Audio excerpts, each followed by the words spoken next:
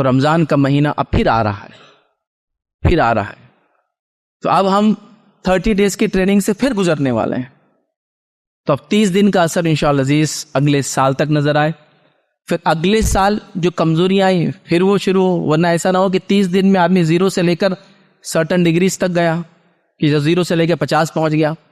پھر اس کے بعد جو ہے حالت یہ ہوئی 0 سے 50 جانے کے بعد کہ رمضان ختم ہوا تو پھر وہ 0 پہ آ گیا. پھر سال بھر 0 پہ رہا، 0 پہ رہا، پھر اگلا سال آیا تو 0 سے پھر 50 تک گیا. یہ نہیں چاہیے. میں اس رمضان 0 سے 10 تک گیا، 50 تک گیا. اگلے رمضان تک اثر کم ہوتے ہوتے میں نے 30-35 باقی رکھا.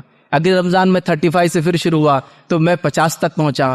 پھر اگلے رمضان تک میرے کچھ کمزوری آئی لیکن میں 40 باقی تھا. پھر اگلا رمضان آیا وہ 40 سے آگے بڑھ کے میں 70 تک گیا. پھر وہ کچھ باقی رہا. مطلب کیسے مثال دیتا ہوں، میں اس رمضان میں نے منہ سے جھوٹ نہیں بولا. پھر اس کے بعد سارا سال میں نے پریکٹس کی کہ میں جھوٹ نہیں بولوں گا. پھر بھی کچھ منہ سے نکل گیا لیکن اب میں جھوٹوں میں شامل نہیں ہوتا ہوں.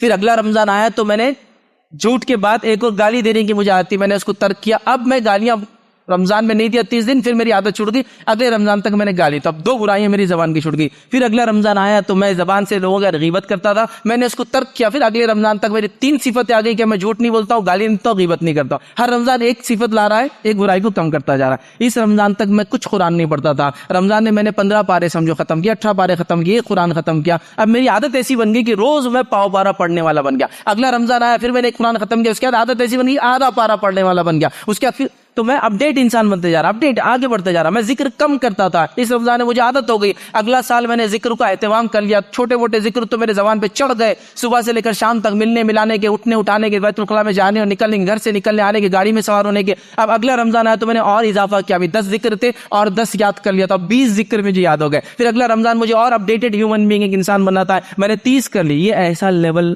سے ایک لیول پھر ایک لیول. تو رمضان ایک تربیت کا مہینہ ہے، تو ہم کو نیکسٹ لیول پر پہنچنے کی کوشش کرنا. یاد رکھیے یہ بڑی اہم چیز ہے، یاد رکھیے اس کو سمجھنا بے حد ضروری ہے. اگر ویسا نہ ہوا تو پھر رمضان آیا اور پھر رمضان کے بعد پھر میں ویسا ہی انسان بن گیا جیسے میں رمضان سے پہلے تھا. تو پھر لعلکم تتقون، یہ تقوی والا معاملہ ہم نے حاصل نہیں کیا.